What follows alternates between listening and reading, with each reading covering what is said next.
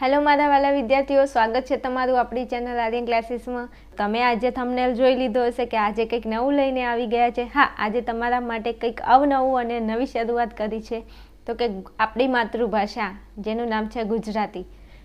ધોરણ 10ના વિદ્યાર્થીઓ જે ગુજરાતીના વિષયમાં જેમને પેપર સ્ટાઇલમાં તમને ખબર છે કે વિભાગ એ અને વિભાગ બીમાં શું પૂછાય છે, તો કે હા અમને ખબર છે અનુક્રમણિકા પૂછાય છે. અને એમાં પણ શું પૂછાય છે, તો એમાં પણ કવિ અને લેખક એમને જે કૃતિ લખી છે તે અને એનો સાહિત્ય પ્રકાર આ તમને પૂછાય. તો કે હા એ અમને પૂછાય અને એ તમને આવડે ના આવડે, ક્યાંક ને ક્યાંક થોડી ઘણી તકલીફ હશે. તો આજે આપણે એની શોર્ટકટ ટ્રી સાથે આજે આપણે ભણવાના છીએ. 4 માર્ક્સ તમારા ક્યાંય જવા જોઈએ નહીં. હા, મને ખબર છે પરીક્ષાની અંદર તમને ખબર છે કે વિભાગ એમાં જોડકું હોય છે 4 માર્ક્સના અને વિભાગ બીમાં પણ હોય છે. એમાં અલગ અલગ જોડકા હોય છે કે કવિ હોય, એના સાહિત્ય પ્રકાર હોય, અથવા એની કૃતિ હોય, અથવા કોણ બોલે છે, કઈ યુક્તિ કોણ બોલે છે, કોને કહે છે, એ પણ તમને પૂછાય. તો આ બધામાંથી એક પેટર્ન ફિક્સ છે કે લેખક અને કૃતિ અને સાહિત્ય પ્રકાર આ તો તમને પૂછાય છે. તો મતલબ આજે અનુક્રમણિકા આપણે તૈયાર કરશું, એમાંથી તમારા 4 માર્ક્સ તો પાક્કા થઈ જ જશે. વિડીયોને બિલકુલ સ્કીપ કર્યા વગર પૂરેપૂરો વિડીયો વોચ કરી લેજો 4 માર્ક્સ મેળવવા હોય તો. અને પછી રોવા બેસો છો કે ગુજરાતીમાં આટલા માર્ક્સ આવ્યા ને આમાં આટલા માર્ક્સ આવ્યા, પણ તમે પૂરો વિડીયો જુઓ, વિડીયોને ધ્યાનથી જોઈને 1-2 વાર રિવાઇઝ કરીને તમે તૈયાર કરી લો તો તમને કોઈ વાતે તકલીફ પડશે નહીં. ચલો, વધારે ટાઈમ વેસ્ટ કરવો નથી. ધોરણ 10માં ગુજરાતીમાં વિભાગ એ અને વિભાગ બીમાં જે તમને પ્રશ્ન પૂછાય છે કવિ, કૃતિ અને સાહિત્ય પ્રકાર, તો એની આપણે આજે શું જોવાના છીએ, તો શોર્ટકટ ટ્રી જોવાના છીએ. ચાલો, સૌથી પહેલાં કૃતિ જોઈશું, પછી એનો સાહિત્ય પ્રકાર જોઈશું અને પછી એના લેખક જોઈશું. તો ધોરણ 10માં સૌથી પહેલી તમને કૃતિ આપેલી છે કે વૈષ્ણવ વજન. કેવા વજન? વૈષ્ણવ વજન. એનો સાહિત્ય પ્રકાર શું છે? પદ છે. અને એના લેખક કોણ છે? નરસિંહ મહેતા. હવે નરસિંહ મહેતાને કોણ નથી ઓળખતું? આપણે બધા ઓળખીએ છીએ. ના ઓળખતા હોય તો કંઈ વાંધો નહીં, હું તમને કહી દઉં કે નરસિંહ મહેતા એ બહુ મોટા ભક્ત હતા. કોના? તો કૃષ્ણ ભગવાનના. તો કે હા અમને ખબર જ છે. અને કૃષ્ણ ભગવાનનું એક નામ પણ છે વૈષ્ણવ વજન, હે ને, વૈષ્ણવ. તો કે હા એ અમને ખબર છે. તો નરસિંહ મહેતા એ કૃષ્ણ ભગવાન પર શું લખતા હતા? પદ લખતા હતા. એટલે નરસિંહ પદ લખે છે. કોના? વૈષ્ણવ વજનના. આપણે નહીં કહેતા કે હે તારો ફ્રેન્ડ ઓલો નરસિંહ હતો ક્યાં ગયો? તો કે કંઈ નહીં, નરસિંહ તો બેઠો બેઠો પદ લખે છે. તો કે શેના પદ લખે છે? તો કે વૈષ્ણવના પદ લખે છે. કોના પદ લખે છે? વૈષ્ણવના. તો જો નરસિંહ પદ લખે છે કોના? વૈષ્ણવના. હવે એક વાત કરું કે તમને પરીક્ષાની અંદર પૂછાશે તો તમને સામે અહીંયા તમને આપેલા હશે જોડકા, તમને લેખક આપેલા હશે, કૃતિ પણ આપેલી હશે. બીજું, તમને કૃતિ પણ આપેલી હશે ને એનો સાહિત્ય પ્રકાર એ આપેલો હશે. એટલે તમને ખાલી જો ટ્રીક આવડતી હોય તો તમારે જોડકું જોડવાનું રહે. તમારે ખાલી ને ખાલી સામે ઓપ્શન હશે અને સામે જોડકા તમારે જોડવાના રહેશે. હું તમને આખી અનુક્રમણિકા ભણાવી દઈશ, પછી એને જોડકા સ્વરૂપે પણ લઈ લઈશ. ઓકે, ચલો. હવે અહીંયા તમે એવું યાદ રાખશો કે નરસિંહ પદ લખે છે કોના? વૈષ્ણવ વજનના. કોના? વૈષ્ણવ વજનના. ઓકે, આવી રીતે તમે યાદ રાખી શકો. બહુ મજા પણ આવે જો તમે કોઈ પણ તમે ભણતરને એવી રીતે ભણો કે જે તમારા મગજનો ભાર ના બને, પણ એ વસ્તુ તમને હસતા હસતા આવડી જાય તો ભણવાની મજા આવે, બાકી ભણવાની મજા આવે નહીં. ચલો, પછી તમને બીજી કૃતિ આપી છે રેસનો ઘોડો. કોનો ઘોડો? રેસનો ઘોડો. એનો સાહિત્ય પ્રકાર છે નવલિકા અને લખનાર જે લેખક છે એનું નામ છે વર્ષા અડાલજા. એટલું યાદ રાખવાનું. ઘોડો કોનો? તો વર્ષા અડાલજાનો. ઘોડો કોનો? વર્ષા અડાલજાનો. તો એ તો યાદ રહી જાય, પણ એનો સાહિત્ય પ્રકાર આપણે યાદ રાખવો પડશે ને, તો એ તકલીફ ના પડે. એ માટે તમારે યાદ શું રાખવાનું? જો સમજાઈ દઉં કે પહેલાં છે ને રાજા મહારાજાના જમાનાની અંદર રાજા મહારાજાને એમની જે રાજકુમારીઓ હોય ને એ શું એ લોકોને ક્યાંય એક જગ્યાએથી બીજી જગ્યાએ જવું હોય તો એ લોકો શેનો ઉપયોગ કરતા? તો ઘોડાનો ઉપયોગ કરતા. તો હવે વર્ષા એ કોઈ રાજકુમારી હશે વર્ષા. અને વર્ષા પછી એમ કે મારે આ બધા ઘોડા તો બહુ જૂના થઈ ગયા, મારે આવો ઘોડો ન જોઈએ. તો એના પપ્પાને કીધું, એના પપ્પા રાજા હતા, તો કે પપ્પા મારા માટે તમે નવો ઘોડો લઈ દો. કેવો ઘોડો? નવો ઘોડો. તો નવો ઘોડો લઈ દીધો. એટલે વર્ષાનો ભાઈ હશે કે આ ઘોડો કોનો છે?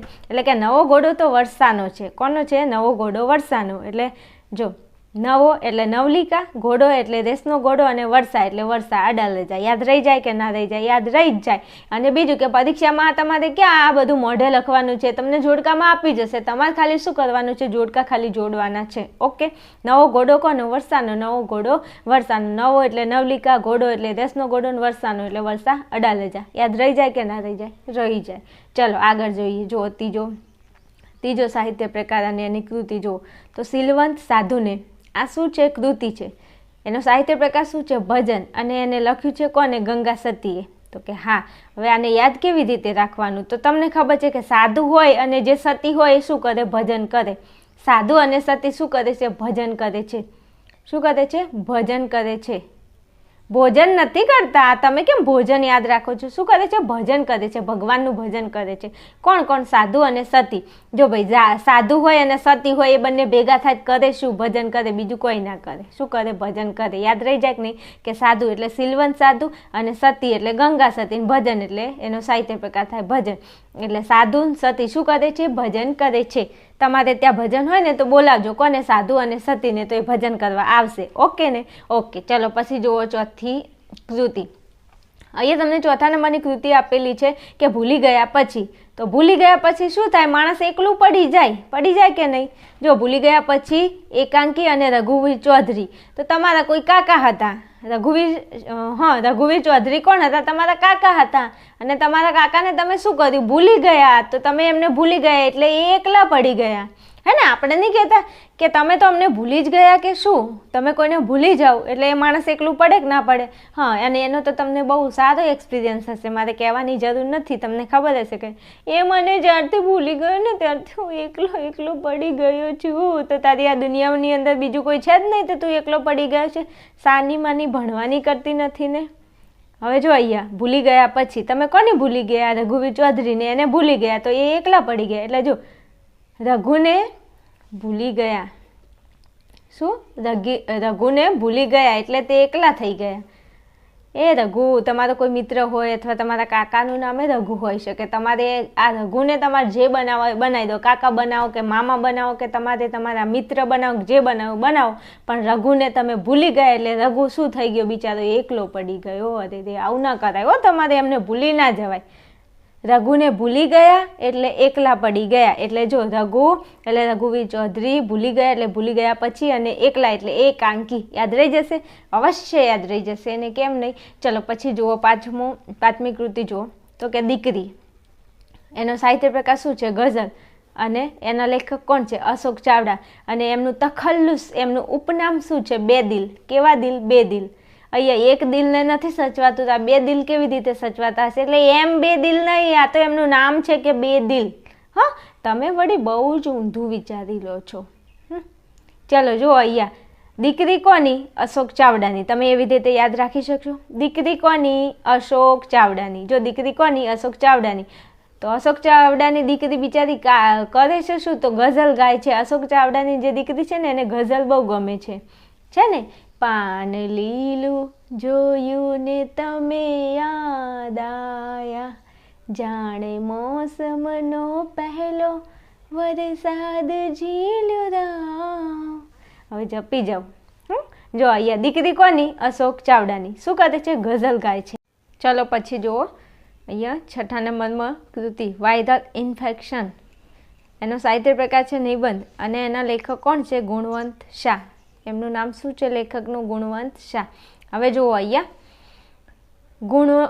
ગુણવંત શાહ અને એમને કૃતિ લખી છે વાયરલ ઇન્ફેક્શન અને જે છે નિબંધ. તો તમે કેવી રીતે યાદ રાખશો?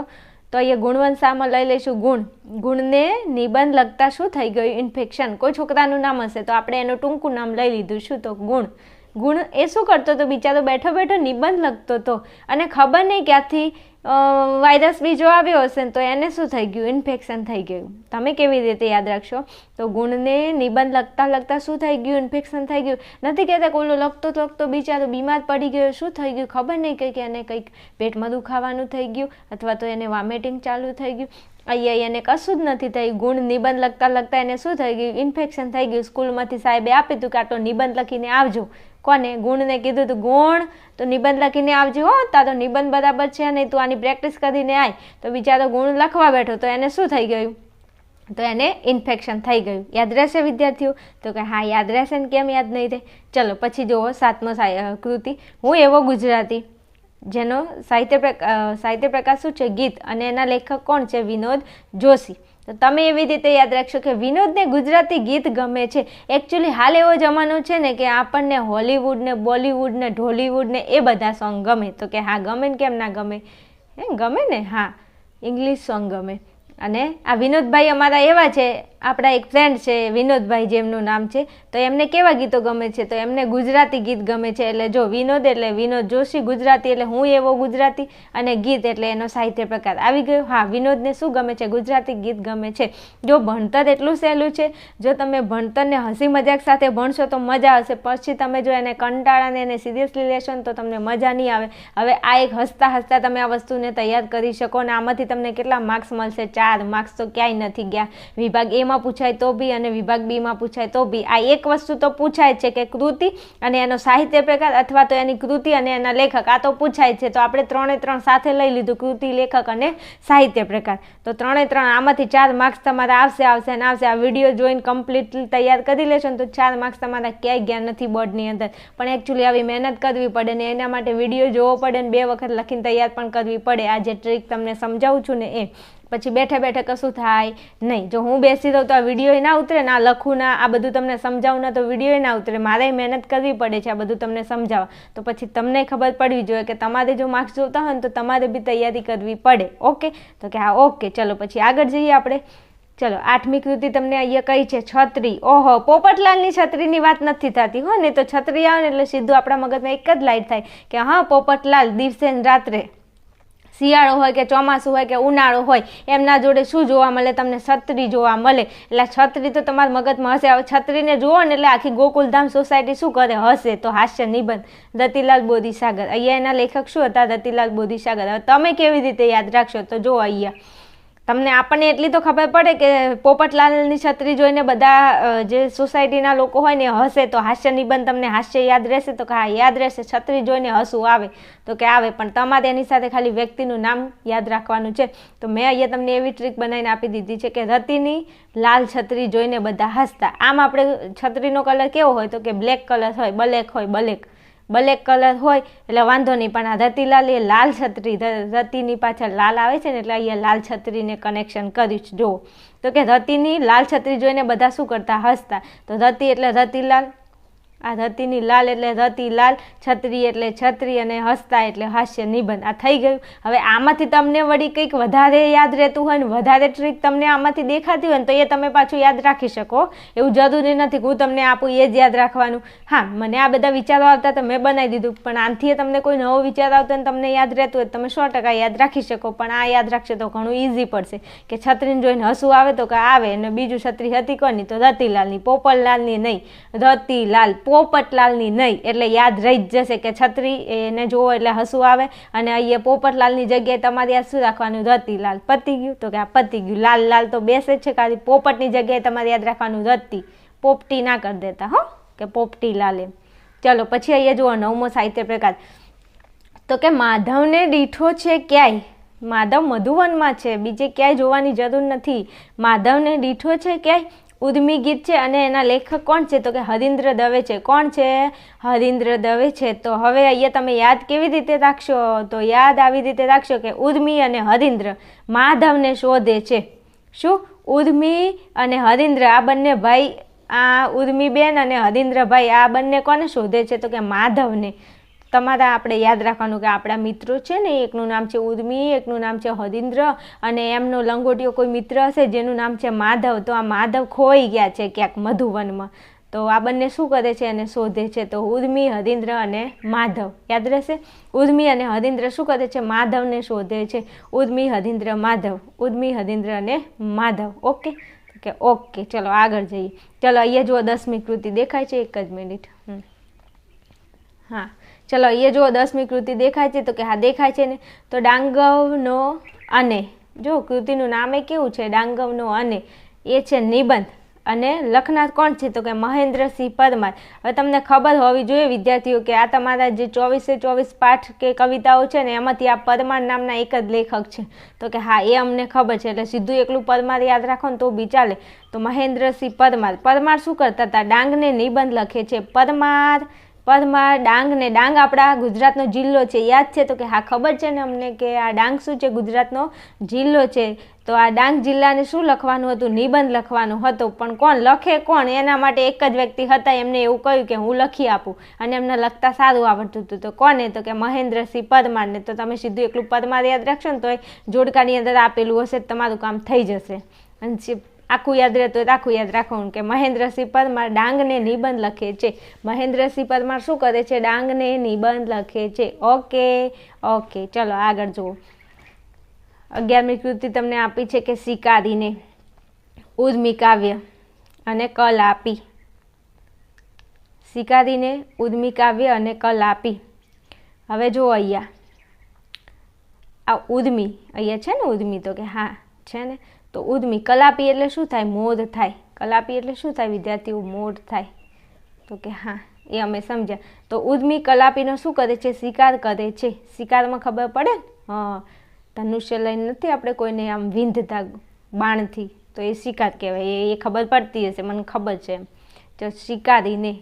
ઉર્મી કોનો શિકાર કરે છે? કલાપીનો શિકાર કરે છે. ઉર્મી બેન કલાપીનો શિકાર કરે છે. મોરનો શિકાર ના થાય. મોરે આપણું શું છે? રાષ્ટ્રીય પ્રાણી છે, હે ને? કે રાષ્ટ્રીય પક્ષી છે, એટલે રાષ્ટ્રીય પક્ષી છે. તમે ક્યાં ભૂલી જાઓ છો? ચલો, ઉર્મી શું કરે છે? કલાપીનો શિકાર કરે છે. ઉર્મીબેન શું કરે છે? કલાપીનો શિકાર કરે છે. ઉર્મીબેન શું કરે છે? કલાપીનો શિકાર કરે છે. ઉર્મીબેન શું કરે છે? તો કે કલાપીનો શિકાર કરે છે. Okay, clear. ચલો આગળ જઈએ. જો વિદ્યાર્થીઓ, અહીંયા 12મી કૃતિ તમને આપેલી છે કે વતનથી વિદાય. સોનેટ એનો કાવ્ય પ્રકાર છે અને એના લેખક છે જયંત પાઠક. તો તમે યાદ રાખશો કે પાઠક, સોનેટ એટલે સોનું. તને મારા ઉપર ભરોસો છે? હા છે ને ભરોસો, પણ હાલ નથી હો, હાલ એક્ઝામ છે, હાલ એક્ઝામ ઉપર ભરોસો રાખવાનો છે. હાલ સોનુને સાઈડમાં મૂકી દેજો. એટલે જો અહીંયા પાઠક અને સોનું. હવે યાદ રહી જવું જોઈએ. આટલું મસ્ત સમજાવું છું, આટલું મસ્ત કહું છું તો ના યાદ રહે? હા, રહી જાય ને કેમ ના રહે? જો અહીંયા પાઠક. તો પાઠક અને સોનુને શું કર્યું? વતનથી વિદાય આપી દીધી કે આ બંનેને અહીંથી જવા દો, આ જોવે જ નહીં. વતનમાંથી આ બંનેને શું આપો? વિદાય આપો ફટાફટ. આ જોવે જ નહીં. કોણ ના જોવે? પાઠક અને સોનું. પાઠક અને સોનું એમને શું કર્યું? વતનથી વિદાય આપી. અને એકચ્યુઅલી આવો તો તમને બહુ સારી રીતે યાદ રહેશે, હે ને? હા, કેમ યાદ ના રહે? પાઠક અને સોનુને શું કર્યું? વતનથી વિદાય આપી. કોને આપી? અમે આપી. કોને? પાઠક અને સોનુને શું કર્યું? વતનથી વિદાય આપી. એટલે જો પાઠક એટલે જયંત પાઠક, સોનું એટલે સોનેટ, વતનથી વિદાય એ તો આપણું કૃતિ છે કે વતનથી વિદાય. ઓકે, ચલો પછી જુઓ અહીંયા 13મી. આ બંને થોડું મતલબ ક્રમ થોડા પહેલાં થઈ ગયા છે, ઉપર નીચે, કંઈ વાંધો નહીં. મૂળ તમને તો ખબર પડી ગઈ ને? હા, તો બસ ચલો અહીંયા જો ચોપડાની ઇન્દ્રજાળ, આત્મકથા ખંડ અને ચંદ્રકાંત પંડ્યા. તો હવે આને કેવી રીતે મારે યાદ રાખવું? કોઈ પ્રોબ્લેમ નહીં. ચંદ્ર તો કે હા, એની આત્મા તો કે હા, અને ચોપડો ફાડ્યો. ચંદ્રની આત્માએ ચોપડો ફાડ્યો. ચંદ્રકાંત એક છોકરો છે, આપણો ફ્રેન્ડ છે, અને એની આત્મા બહુ ખતરનાક છે. આપણે મરી ગયા પછી નહીં કહેતા એ ભૂત આવે, ભૂત આવે, મને રાતે બહુ બીક લાગે છે, ઓલાની આત્મા મને દેખાય છે, મને ન દેખાવી છે, મને બહુ ડર લાગે છે. તો આ કોને? તમારો કોઈ ફ્રેન્ડ હશે, વળી બિચારો ગુજરી ગયો હોય કદાચ છે ને, તો એમની શું છે? આત્મા છે ને. એ આત્માને એકવાર એટલો ગુસ્સો ચડ્યો ને એને શું કર્યું? ચોપડો ફાડી નાખ્યો. કોનો? ચંદ્રકાંતનો. તો ચંદ્રકાંતની આત્માએ ચોપડો ફાડી નાખ્યો. દેખાય છે? તો કે હા. યાદ રહેશે કે નહીં રહે? રહેશે ને કેમ યાદ ના રહે? ચંદ્રની આત્માએ ચોપડો ફાડ્યો. એટલે ચંદ્ર એટલે ચંદ્રકાંત પંડ્યા, આત્માએ એટલે આત્મકથા ખંડ, ચોપડો એટલે ચોપડાની ઇન્દ્રજાળ. ઓકે. ચાલો આગળ જવું છે કૃતિમાં. 14મી કૃતિ અહીંયા તમને આપી છે કે જન્મોત્સવ. એનો સાહિત્ય પ્રકાર છે નવલિકા અને એના લેખક છે સુરેશ જોશી. કોણ છે? સુરેશ જોશી. હવે આપણે અહીંયા યાદ રાખશું કે સુધાનો બર્થડે હતો. ઓહો, અને બર્થડે હોય એટલે આપણે કેક તો આવે કે ન આવે? તો કે આવે. તો સુધાના જન્મમાં નવી કેક લાયા. પહેલાં જૂની કેક લાયા હતા, પણ એમાં શું થઈ ગયું ખબર છે? જૂની કેકને તમે ફ્રીજમાં ના મૂકીને એટલે જૂની કેક છે ને એ ઓગળી ગઈ. તો હવે શું કરશું? આ તો ઓગળી ગઈ, તો કંઈ નહીં, નવી કેક લાવો. કેવી કેક? નવી લાવો. તો સુધાના જન્મમાં કેવી કેક લાયા? નવી કેક લાયા. હવે આ કેમનું તમે અમને યાદ રખાય? તો સુધાના એટલે સુરેશના, તમારો કોઈ મિત્ર છે જેનું નામ છે સુરેશ. અને અત્યારે તો બર્થડે પાર્ટી તો અત્યારે તો એટલી હોટ ફેવરિટ થઈ ગઈ છે ને, અત્યારે તો બહુ ટ્રેન્ડિંગમાં છે કે કોઈ બીનો બર્થડે હોય ને એટલે કેક તો આવે ને આવે. કેક ના આવે તો અમારો બર્થડે અધૂરો રહી જાય, એવી વાત છે, હે ને? હા, તો જો સુધાના જન્મમાં એટલે સુરો એટલે સુરેશ, જન્મ એટલે જન્મોત્સવ, અને નવી કેકની તો વાત જ જવા દો. અહીંયા નવી એટલે નવલિકા. ઓકે, નવી એટલે શું થાય? નવલિકા. આ તો તમને યાદ રહે ને, આવું થોડું થોડું તો પછી આપણને યાદ રહે ને, અને રાખવું જ જોઈએ. ઓકે, ચલો પછી જોઈએ 15મો કૃતિ, બોલીએ ના કાંઈ. સાહિત્ય પ્રકાર છે ગીત, અને એના લેખક કોણ છે? તો કે રાજેન્દ્ર શાહ. બોલીએ ના કાંઈ ગીત, એના સાહિત્ય પ્રકાર, એના લેખક કોણ છે? રાજેન્દ્ર શાહ. તો હવે રાજેન્દ્ર શાહ બેઠા હતા ને આજુબાજુમાં બધા બેઠા હતા, તો કોઈ બોલતા નહોતા. શું? કોઈ બોલતા નહોતા. એટલે હવે રાજેન્દ્ર શાહ પછી એમ કીધું કે નહીં બોલો તો રાજેન્દ્ર ગીત ગાશે. શું? તમે બધા બોલો, જો તમે નહીં બોલો તો શું કરીશું? ગીત. એટલે રાજેન્દ્ર ગીત ગાશે. એટલે નહીં બોલો એટલે બોલીએ ના કાંઈ, અને રાજેન્દ્ર એટલે રાજેન્દ્ર શાહ, અને ગીત ગાશે. તો કે હા, યાદ રહી ગયું. કેમ? બોલીએ ના કાંઈ, બોલો નહીં બોલો તો રાજેન્દ્ર ગીત ગાશે. હવે જો વિદ્યાર્થીઓ એક વાત કરું ને, તો આ જેટલા તમારા 24 પાઠ અને કવિતા બધું મિક્સમાં છે, બરાબર? તો તમારે લોકોએ શું કરવું પડે? કંઈ નહીં, 4-5 વખત ખાલી આ તમે જે ટ્રીકો હું અહીંયા આપું છું ને એ તમે ખાલી એકવાર લખીને વાંચી લેશો ને 5-10 વખત, તો તમારું કડકડાકડ કામ થઈ જશે. 4માંથી 4 માર્ક્સ તમારા હાથમાં. એટલે આટલું કામ તો તમે કરી શકો ને. હા, તમારે એક્ઝામમાં જો સારું રિઝલ્ટ લાવવું હોય ને તો આટલું કામ આપણાથી થાય, અને કરવું પણ પડે. ચલો પછી અહીંયા જુઓ 16મી કૃતિ, દિવસો જુદાઈના જાય છે. ઓહો, કોના વગર દિવસો જુદાઈના જાય છે? ગઝલ અને ઘની દહીવાલા. જો નામ તો જુઓ, ગઝલ છે અહીંયા અને ઘની દહીવાલા. જે લેખક છે ને એમનું નામ છે દહીવાલા. કેવા વાલા? દહીવાલા. તો જો આપણે સીધું અહીંયા જો બીજું અહીંયા તમારા 24 જે લેખક છે ને 24 લેખકમાંથી આ એક જ એવી કૃતિ છે જેમાં દહીવાલા આવે છે.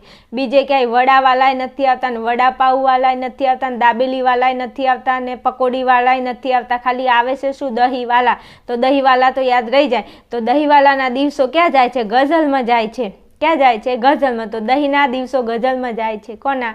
દહીંના દિવસો ગઝલમાં જાય છે. દહીંના એટલે દહીવાલા, દિવસો એટલે દિવસો જુદાઈના, ગઝલમાં એટલે ગઝલ. થઈ ગયું કામ. દહીંના દિવસો જુદાઈમાં જાય છે. જુદાઈમાં નહીં, એટલે ગઝલમાં જાય છે. તમે કેમ આવું બોલો છો? જુઓ ને, દહીંના દિવસો ક્યાં જાય છે? ગઝલમાં જાય છે. દહીંવાલા દિવસો એટલે દિવસો જુદાઈના, ગઝલ એટલે ગઝલ. સમજી ગયા? હા, મજા આવે છે ભણવાની. બીજું જો ભણવાની મજા આવતી હોય ને તો જરા કોમેન્ટમાં જરા કહેતું રહેવું. પછી એકલું ભણીને તમારે નીકળી ના જવાય હો, નહીં તો મને એવું લાગે કે હું આટલી મહેનત કરું છું, વિદ્યાર્થીઓ વિડીયો જોવે છે ને નીકળી જાય છે, કોઈ કોમેન્ટ પણ નથી કરતા. એવું નહીં કરવાનું. હું તમારા માટે બહુ મહેનત કરું છું ને. તમે જેટલો સપોર્ટ કરશો એટલું તમારા માટે બોર્ડની એક્ઝામ આવતા તમારું ટોટલી સિલેબસ, અને એની અંદર જે પણ વસ્તુ એવું છે કે રોકડા માર્ક છે ને તમારા માર્ક્સ બિલકુલ એક પણ માર્ક્સ ના જવો જોઈએ ને, એના માટે હું 100% મહેનત કોશિશ કરીશ તે. પણ તમે એવો સાથ સપોર્ટ સહકાર કરશો ત્યારે. બાકી તમે આવશો, આવીને વિડીયો જોઈને જતા રહેશો, ના કોમેન્ટ, ના લાઇક, ના સબસ્ક્રાઈબ, બીજું કે તમારા મિત્રોને આપણી ચેનલ ફોરવર્ડ, આ બધું તમારે કરવાનું. તો તમારે કહેવું નહીં પડે. જેમ ટાઈમ મળશે એમ તમારા માટે હું મસ્ત એવા ટોપિક જે તમારી એક્ઝામમાં પૂછાય ને રોકડિયા માર્ક છે ને એ હું 100% તે અપલોડ કરીશ. ઓકે? તો કે ઓકે, ચલો આપણે અહીંયા જવું છે 17મો સાહિત્ય પ્રકાર. જો કે ગતિભંગ, અને એનો સાહિત્ય પ્રકાર છે અહીંયા આ કૃતિ છે ગતિભંગ, અને એનો સાહિત્ય પ્રકાર છે લઘુકથા. શું છે? લઘુકથા. અને અહીંયા એના લેખક છે મોહનલાલ પટેલ. કોણ છે? મોહનલાલ પટેલ. કેવા પટેલ? મોહનલાલ પટેલ. તો અહીંયા જો મોહન એટલે મોહનથાળ આપણે યાદ આવે કે ના આવે? હા, મોઢામાં પાણી આવે છે. તમે કેમ મોહનથાળનું નામ લીધું? હજુ લગ્નની સિઝન બાકી છે અને બરાબર સિઝને આવશે ને તમારી એક્ઝામ એ પૂરી થશે. ડોન્ટ વરી, મોહનથાળ ખાવા મળશે, ચિંતા ના કરો. એટલે જો અહીંયા મોહનલાલ છે તો ત્યાંથી લઈ લો મોહનથાળ. અને લઘુ ગતિથી બને છે. મોહનથાળ જલ્દી જલ્દી બનાવો ને, મારે ખાવું છે, મને ભૂખ લાગી છે જલ્દી. પણ એની ગતિ કેવી છે? ધીમી ધીમી છે. કેવી છે? ધીમી ધીમી. એટલે જો મોહનથાળ એટલે મોહનલાલ પટેલ, લઘુ એટલે લઘુ કથા અને ગતિ એટલે ગતિભંગ. ઓકે, તો કે હા યાદ રહી ગયું. મોહનથાળ લઘુ ગતિથી બને છે. મમ્મી જલ્દી કરને મોહનથાળ બનાવવાનું, મને ભૂખ લાગી છે. પણ મોહનથાળ કેવી ગતિથી બને છે? લઘુ ગતિથી. તો લઘુ એટલે લઘુ કથા, ગતિ એટલે ગતિભંગ અને મોહનથાળ એટલે મોહનલાલ. ઓકે ઓકે ઓકે ચલો જુઓ પછી આગળ 18મી કૃતિ જુઓ અહીંયા. તો કે ભૂખથી ભૂંડી ભીખ. વાત એકદમ સાચી છે. મસ્ત આ પન્નાલાલ પટેલે લખેલી નવલકથા છે એકદમ. આના ઉપરથી ફિલ્મ પણ બનેલી છે અને આકૃતિ આમની બહુ જ ફેમસ છે, બહુ સારી છે. મસ્ત ભણજો દિલથી, મજા આવશે ભણવાની. તો કે ભૂખથી ભૂંડી ભીખ નવલકથા ખંડ અને એના લેખક કોણ હતા? તો કે પન્નાલાલ પટેલ. કોણ હતા? પન્નાલાલ પટેલ. તો હવે યાદ કેવી રીતે રાખશો? તો કે ભૂખ લાગી હોય ને તો નવલું પાન ખા. નહીં કહેતા કે મને બહુ ભૂખ લાગી છે જલ્દી ખાવા આપને. તો એની મમ્મી કહે કે હજુ ખાવા નથી બન્યું તો શું કરવું? તો કે ઓલું પાન પડ્યું ને, નવલું છે. નવલું કેવું છે? નવલું, નવું નવું છે. નવલું પાન ખા. કે ભૂખ લાગી હોય તો નવલું પાન ખાઈ લે. એટલે બખાડો ના કરીશ ઘરમાં આવીને, છે ને, રાડો ના કરવાની. નવલું પાન ખા એટલે નવલું એટલે નવલકથા, પાન એટલે પન્નાલાલ પટેલ અને ભૂખ એટલે ભૂખથી ભૂંડી ભીખ. ભૂખ લાગી છે? હે ભૂખ લાગી છે? કંઈ વાંધો નહીં, તું નવલું પાન ખા. શું? અને આપણને પાન તો સારું ભાવે ને? હા મને ખબર છે તમે બધા બહુ આના તો ફેમસ, આ પાનના તો તમે બધા શું કહેવાય સમજી ગયા? હા એમ. એટલે નવલું પાન ખાવાનું. ભૂખ લાગી હોય તો શું કરવાનું? નવલું પાન ખા. બેને એવું કીધું હતું કે ભૂખ લાગી હોય તો નવલું પાન ખાવાનું.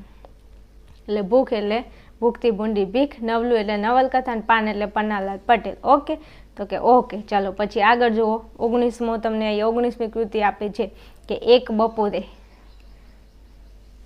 બપોરે ઉર્મી કાવ્ય અને રાવજી પટેલ. તો કે એક બપોરે મેં ઉર્મી અને રાવજી પટેલને જોયા હતા ખરા. હો, ક્યાં જોયા હતા? કે બપોરે જોયા હતા. ક્યાં જતા હતા? હવે તારે શું કામ છે? ગમે ત્યાં જતા હોય, મેં એને જોયા હતા એટલે જોયા હતા બસ. નહીં કહેતા હે તે આ લોકોને ક્યાંય જોયા હતા? તો કે હા મેં જોયા હતા ને, હમણાં ઓલી સાઈડ જતા હતા. હો હા, એટલે તમે બસ એ જ કામ કરો. કોઈ ક્યાં જાય છે અને કોઈ શું કરે છે એકચ્યુઅલી એનું ધ્યાન નથી રાખવાનું. આપણે ભણવા ઉપર ફોકસ કરવાનું છે. કોઈ શું કરે છે ને એનું ધ્યાન નથી રાખવાનું. તો જો એક બપોરે ઉર્મી કાવ્ય રાવજી પટેલ. તો કે બપોરે મેં રાવજી અને ઉર્મીને જતા જોયા હતા ખરા. હો, તો કે ક્યાં જતા હતા? તો કે એમને કંઈક કામ હતું, જતા હશે. તો કોણ? બપોરે રાવજી અને ઉર્મીને જોયા. બપોરે રાવજી અને ઉર્મીને મેં જોયા હતા. ક્યાં જોયા હતા? બગીચામાં બેઠા હતા, સુખ દુઃખની વાતો કરતા હતા. બપોરે રાવજી અને ઉર્મીને જોયા.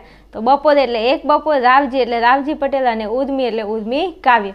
બીજું આપણે જે પણ ટ્રીકો ભણાવીએ છીએ તમને યાદ રાખવા માટે, એટલે આનો કોઈ ખોટો મિનિંગ્સ ના કાઢતા પાછા. હો, તમારે પાછી બુદ્ધિ બહુ છે ને એટલે મારે કહેવું પડે છે. ઓકે ને? કે હા ઓકે, તમે હવે આગળ જાઓ. ચલો હવે જુઓ અહીંયા. તો પછી તમને આપી છે 20મી કૃતિ. અહીંયા દેખાય છે? તો કે હા દેખાય છે. તો કે વિરલ વિભૂતિ. વિરલ અને વિભૂતિ. વિરલ વિભૂતિ ચરિત્ર નિબંધ છે અને આત્મપિત અપૂર્વજી. જુઓ નામ તો જુઓ કેવું નામ છે. લેખકનું નામ શું છે? આત્માપિત અપૂર્વજી. તો આપણે અહીંયા અપૂર્વમાંથી જો બીજું અહીંયા તમારા જે પણ લેખકો છે ને એમાં અપૂર્વ એક જ છે, અપૂર્વજી એક જ નામ આવે છે. હા ઓકે, પછી જો અહીંયા આપણે લઈ લીધું વિરલ વિભૂતિમાંથી લીધું વિરલ અને અપૂર્વ અહીંયાથી લીધું અપૂર્વ. એટલે વિરલ અને અપૂર્વનું ચરિત્ર કેવું છે? સારું છે. નહીં કહેતા કે આનું ચરિત્ર બહુ ખરાબ છે, હો તારે એની સાથે નહીં રહેવાનું. કોઈ છોકરીઓ નથી કહેતા કે એ આની જોડે નહીં રહેવાનું, કેમ બહુ કેરેક્ટર લૂઝ છે, એ બધું છોડો. આપણે અહીંયા ધ્યાન રાખવાનું કે વિરલ અને અપૂર્વનું ચરિત્ર કેવું હતું? સારું હતું. તો કે વિરલ અને અપૂર્વ. વિરલ એટલે વિરલ વિભૂતિ અને અપૂર્વ એટલે આત્મપિત અપૂર્વજી આ લેખક છે. ચરિત્ર એટલે એનો સાહિત્ય પ્રકાર ચરિત્ર નિબંધ. ઓકે, તમે સમજી ગયા? તો કે હા સમજી ગયા. વિરલ અને અપૂર્વનું ચરિત્ર કેવું છે? સારું છે. ઓકે, હા ઓકે ચલો પછી આગળ જુઓ. અહીંયા તમને 21મી કૃતિ આપેલી છે. તો કે હા જુઓ ને અહીંયા આપ્યું છે ચાંદલિયો. અને ચાંદલિયો શું છે? લોકગીત છે. હા વિદ્યાર્થીઓ, આ વાત સાચી છે કે ચાંદલિયો શું છે? લોકગીત છે. તમે ક્યાંક ને ક્યાંક સાંભળ્યું છે ને તમારી કવિતામાં આવે છે. અને આ એકદમ એટલી મસ્ત કવિતા છે કે સ્કૂલમાં ભણ્યા હોય ને તો મજા આવી જાય, હે ને? અને આ ચાંદલિયો શું છે? લોકગીત છે. તો જરા ગાઈને સંભળાવી દઉં. ચલો. આસો માસો શરદ પૂનમની રાત જો, ચાંદલિયો ઉગ્યો રે સખી મારા ચોકમાં. સાસરો મારો ઓલા જન્મનો બાપ જો, સાસુ મારી ઓલા જન્મની માવડી. આસો માસો શરદ પૂનમની રાત જો, ચાંદલિયો ઉગ્યો રે સખી મારા ચોકમાં. કે મજા આવે કે ગુજરાતીમાં ભણવાની ને એમાં કવિતા હોય ને તો કવિતા ગાવાની તો એટલી મજા આવે, કારણ કે ગુજરાતી આપણી માતૃભાષા છે અને એમાં ભણવાની પણ આપણને એટલી જ મજા આવે. ને ગુજરાતીનું પેપર તો એવું ડેસિંગ જવું જોઈએ ને કે એમાંથી માર્ક્સ કપાવો જ ના જોઈએ. પણ છોકરાઓ તમે એવી મહેનત નથી કરતા, એવી તૈયારી નથી કરતા. લાગી જજો, હા, તૈયારીમાં લાગી જજો. આ તમારી જે પણ પેઢી છે ને એમાં જેટલું રિઝલ્ટ નથી આવ્યું ને આજ સુધી, એટલું રિઝલ્ટ તમારે આપવાનું છે ને એના માટે તમારે શું કરવું પડે? આવા વિડીયો જોઈને આવી કંઈક હટકે ને અલગથી તૈયારી કરવી જોઈએ. ન કે બધા ભણે જ છે, તમે એકલા નથી ભણતા, હે ને? એ વસ્તુ મગજમાં રાખવાની, પણ એ બધા કરતાં આપણે કંઈક અલગ કરવાનું છે. ચલો અહીંયા જુઓ, 22મી કૃતિ તમને કહ્યું છે કે હિમાલયમાં એક સાહસ. શું? હિમાલયમાં એક સાહસ. અહીંયા છે પ્રવાસ, એ લખવાનું રહી ગયું છે, પ્રવાસ નિબંધ. અને જવાહરલાલ નહેરુ. તો બસ આમાં કંઈ યાદ રાખવાનું છે જ નહીં. જવાહરલાલ નહેરુ પ્રવાસે ગયા હતા, કેના? હિમાલયના. તો નહેરુ હિમાલયના પ્રવાસે ગયા, બસ પતી ગયું. શું? નહેરુ હિમાલયના પ્રવાસે ગયા હતા. અને આ જવાહરલાલ નહેરુ કોણ હતા વિદ્યાર્થીઓ? જરા મને તમે કોમેન્ટની અંદર જણાવજો કે હું કહી દઉં. તો કે કહી દો ને તમે, જવાહરલાલ નહેરુ કોણ હતા? ભાઈ આપણા ભારતના પ્રથમ વડાપ્રધાન હતા. કોણ? જવાહરલાલ નહેરુ આપણા ભારતના પ્રથમ વડાપ્રધાન હતા. અને ડૉક્ટર રાજેન્દ્ર પ્રસાદ એ આપણા ભારતના પ્રથમ શું હતા એ તમે મને કોમેન્ટની અંદર જરૂરથી જણાવજો. ઓકે ને? તો કે ઓકે, આ તમને યાદ રહેશે કે હિમાલયમાં એક સાહસ એટલે નહેરુ હિમાલયના પ્રવાસે ગયા. ઓકે કે ઓકે, ડન. ચલો પછી આગળ જુઓ. અહીંયા 23મી કૃતિ તમને કહ્યું છે કે લઘુ કાવ્યો. તો લઘુ કાવ્યોમાં અહીંયા દુહા, મુક્તક અને હાઈકુ. આ તમે જરા જોઈ લેજો અંદર ખોલીને, લગભગ પૂછાય તો. ઓકે, તો કે હા અમે જોઈ લઈશું, એટલું કામ કરજો. ચાલો પછી અહીંયા જુઓ 24મી કૃતિ. તો ઘોડાની સ્વામી ભક્તિ. કૃતિનું નામ શું છે? તો કે ઘોડાની સ્વામી ભક્તિ. અને બીજું એનો સાહિત્ય પ્રકાર શું છે? લોકકથા અને જોરાવરસિંહ જાદવ. તમે ઘણા જો ગુજરાતી પિક્ચર જોયા હોય ને તો તમને ખ્યાલ હોય કે એમાં જે ઓલા હોય ને ડોન બાપુ હોય ને એમનું નામ શું હોય? જોરાવરસિંહ હોય, જોરાવરસિંહ. અને એ લોકો ઘોડી લઈને જ ફરતા હોય. જે ડાકુ હોય ને, ડાકુ, આ જોરાવરસિંહ નામ કેવું છે? ડાકુ જેવું નથી? તો એ લોકો શું કરે? ઘોડી લઈને જ ફરતા હોય. તો એટલું તો આપણને યાદ રહે ને કે જોરાવરસિંહની ઘોડી. કોની ઘોડી? જોરાવરસિંહની ઘોડી. અને ઘોડો કોનો? વર્ષા અડાલજાનો. અને અહીંયા લોકકથા છે. તો મેં તમને આવું કંઈક યાદ રાખ્યું કે જોરાવર જે હતા ને એ લોકોને શું કહેતા? ઘોડાની કથા કહેતા. એટલે આ જે ડાકુ હતા એટલે લોકોને સંભળાતા, એ મારા ઘોડા વિશે કંઈ નહીં કહેવાનું, મારો ઘોડો આમ છે ને તેમ છે ને. એટલે ઘોડાની શું કહેતા? કથા કહેતા. કોને કહેતા? લોકોને. એટલે જોરાવર લોકોને ઘોડાની કથા કહેતા. એટલે જોરાવર એટલે જોરાવરસિંહ, લોકો એટલે લોકકથા, અને ઘોડાની એટલે ઘોડાની સ્વામી ભક્તિ. ઓકે વિદ્યાર્થીઓ, અહીંયા આપણે 24 કૃતિ પછી એનો સાહિત્ય પ્રકાર અને એના લેખક પૂરા કર્યા. વિડીયો એકવાર પૂરો વોચ કરી લેજો. આવડી ગયું હોય તો ફરી એકવાર ટ્રીક લખી અને મસ્ત તૈયાર કરી લેજો. અને જ્યારે તમારી બોર્ડની એક્ઝામ હોય એના પહેલાં એક વખત વિડીયોને રિવાઇઝ કરી અને શાંતિથી રિવિઝન કરી લેવું. એટલે 4માંથી 4 માર્ક્સ તમારા હાથમાં. એક પણ માર્ક્સ તમારો કટ થશે નહીં. પણ ક્યારે? જ્યારે તમે વિડીયો પૂરો જોઈ લેશો, મસ્ત લખી અને તૈયાર કરી નાખશો તો 100% તમે પરીક્ષામાં બેઠા હશો ને બોર્ડની અંદર તો તમને ક્યાંક મારા શબ્દો યાદ આવશે કે આસો માસો શરદ પૂનમ. હા, આવું સોંગ ગાયું હતું ને, કેમ નહોતું ગાયું? પછી તમને મેં જે પણ સમજાવ્યું તમને યાદ આવશે તે. ઓકે, ચલો હવે વધારે વાત નથી કરવી. બીજું વિડીયો સારો લાગ્યો હોય તો જરા કોમેન્ટની અંદર કહેજો કે આ મજા આવી ગઈ ભણવાની. બીજું વિડીયોને લાઇક કરવાનું બિલકુલ નહીં ભૂલવાનું. જો હું તમારા માટે કેટલી મહેનત કરું છું તો તમને એટલું કામ કરતાં તો આવડે કે ન આવડે? તો કે આવડે. ઓકે, બીજું ચેનલમાં નવા હોય જે પણ વિદ્યાર્થીઓ તો દરેક વિદ્યાર્થીને કહેવાનું કે સબસ્ક્રાઈબ કરી લેજો. નીચે તમને બ્લેક કલરમાં આપેલું જશે કે સબસ્ક્રાઈબ કરો, એટલે એના ઉપર ક્લિક કરશો એટલે બાજુમાં ઓપ્શન આવશે, એના ઉપર ઓલના ઉપર ક્લિક કરી દેવાની. એટલે અમારા દ્વારા જે પણ વિડીયો અપલોડ કરવામાં આવે છે એની નોટિફિકેશન તમને સૌથી પહેલાં મળી જશે. ઓકે, ચલો ઓકે, મળીશું એક નવા વિડીયોમાં કંઈક નવા ટોપિક સાથે. અને તમારા માટે માર્ચ 2024ની એક્ઝામ આવે છે ને એના માટે કંઈક અવનવા ટોપિક આપણે ચેનલની અંદર અપલોડ કરતા જ રહીશું. ઓકે, ચલો મળીશું એક નવા વિડીયોમાં. ત્યાં સુધી જોતા રહો આર્યન ક્લાસીસ. જય હિન્દ, જય ભારત, તથાસ્તુ.